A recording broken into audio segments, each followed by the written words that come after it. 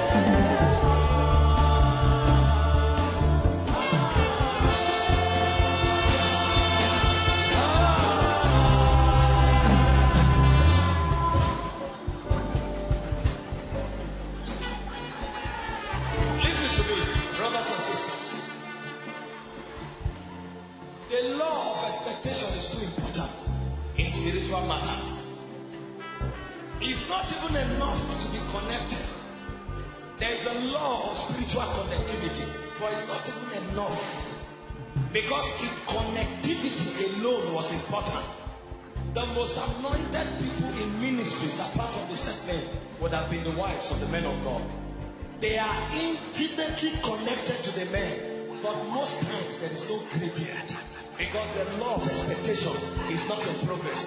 They see them as their husbands, they see them as their brothers, they see them as friends, but the honor that creates for the flow of virtue is lacking. Never take spiritual experiences for granted. Never take spiritual gathering for granted. It's a place. One encounter is sufficient to change the story of a man. Many great patriarchs in scriptures that made exploits, most of them had only one encounter with the Lord. Is tonight the set time for you? You will make that decision for yourself. The Bible said, weeping may endure for the night. It said, joy comes in the morning. It said, our life afflictions are but for a moment. It's not enough for a believer to be in captivity for too long. The problem is that he's missing his circles and windows in the spirit. He doesn't recognize them when they come. And Jesus said something. He said, woe unto the inhabitants of Jerusalem, because thou knowest not the times of thy visitation. You may be expecting a bishop to come so that there can be a difference in your life, but you don't know that there is a strategic moment where the windows of encounter are open over the circumference of your campus. Tonight is another night of encounter. Can you ask the Lord for a visitation in the next 5 minutes?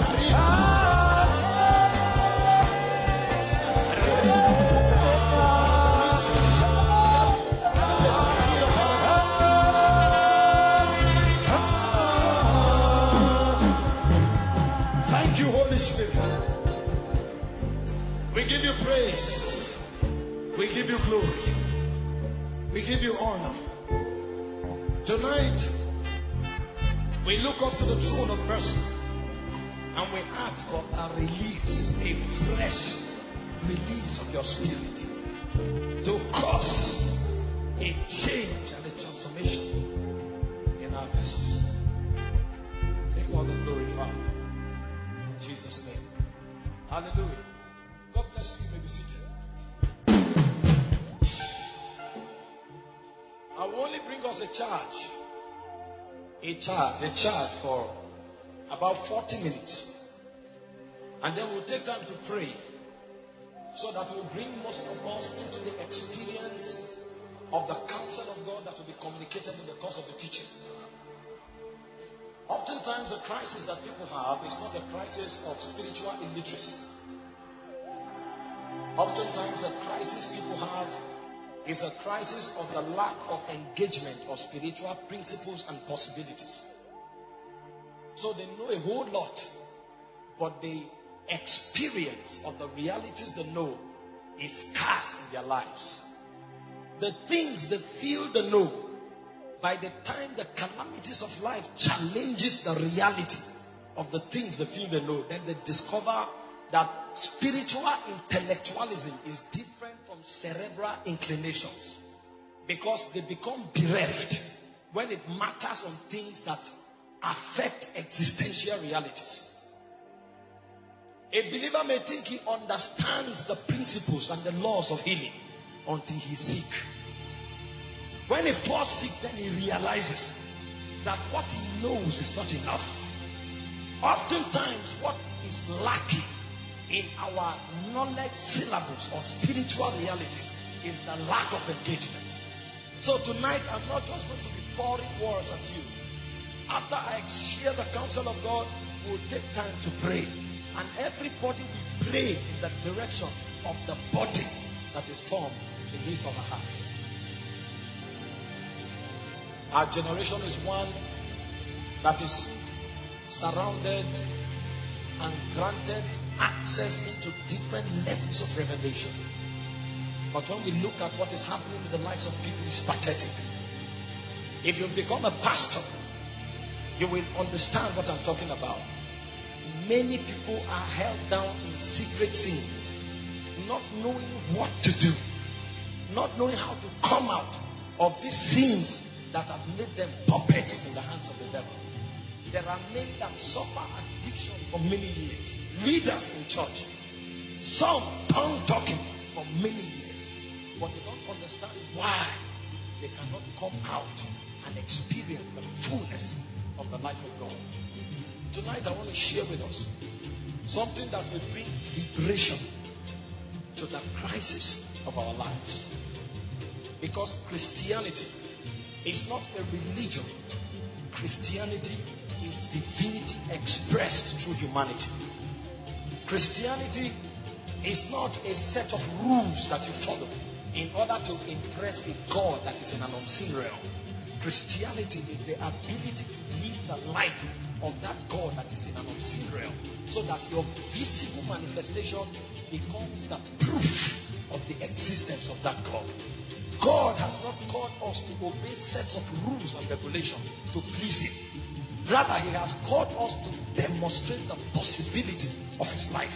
So anybody that seeks to know God, beholding us, we reveal the dimensions of God to that individual. That's why Paul said, follow me as I follow Christ. So you may not have read the Bible, you may not have heard about Jesus, but if you stay with Paul for a long time, a point will come when conviction will be formed in your heart that this man lives by a life that is superior to the frailty of mortality. You will come to a conclusion that what is powering the existence of this man is something that is outside the boundaries of the insufficiencies of flesh. Paul will prove to you that there is an invincible dimension of life just by staying around him. He doesn't need to share with you about Jesus. His life alone exudes energy sufficient to bear witness to the life of God. But many Christians, our experiences have become a reverse. We talk so much about God, but people coming close to us will realize that everything we are saying is either a lie or we don't know what we are talking about. Where is that Christ is coming from? There is a gross deficiency in engagement of spiritual intelligence. It's not enough to know and brag about God. God is not so impressed that you talk so boldly about Him. God becomes impressed when you have the capacity to demonstrate His possibilities. You can go about shouting and telling everybody that Jesus is a healer. He's not so impressed that you are telling everybody He's a healer. He only gets impressed when you are able to manifest the dimensions of healing. God is not so impressed that you are telling everybody He's righteous. He becomes impressed when your life becomes an effulgence of righteousness. So our lifestyle is the first point of reference in our experience and communication of God. When Jesus gave His manifesto about the gospel, He said He came to unstop deaf ears. So to the deaf, the gospel was the ability of God in Jesus to unstop the deafness of the ear. To the blind, the gospel was the ability of God in Jesus to bring sight. To the brokenhearted, the gospel is the ability to furnish a new kind of assurance that makes that person come out from the plague of depression. What is the gospel you have been preaching? To what extent have your life been able to communicate the gospel? You look at the number of Christians in one small environment, you marvel at the volume, the population, and the audacity we have in communicating our belief system.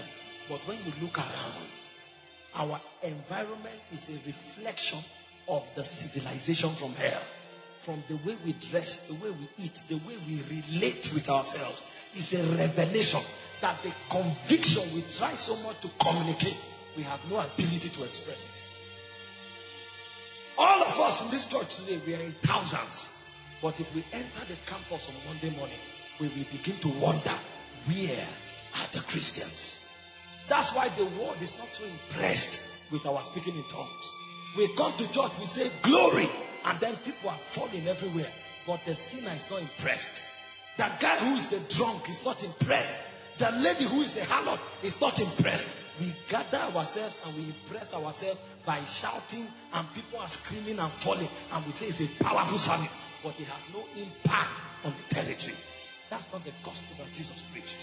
The gospel that Jesus preached had potency in the market. It had potency in the school. It had potency in the synagogue. It was not a rule that He came to give to the world. He came to show the world a new order of lifestyle.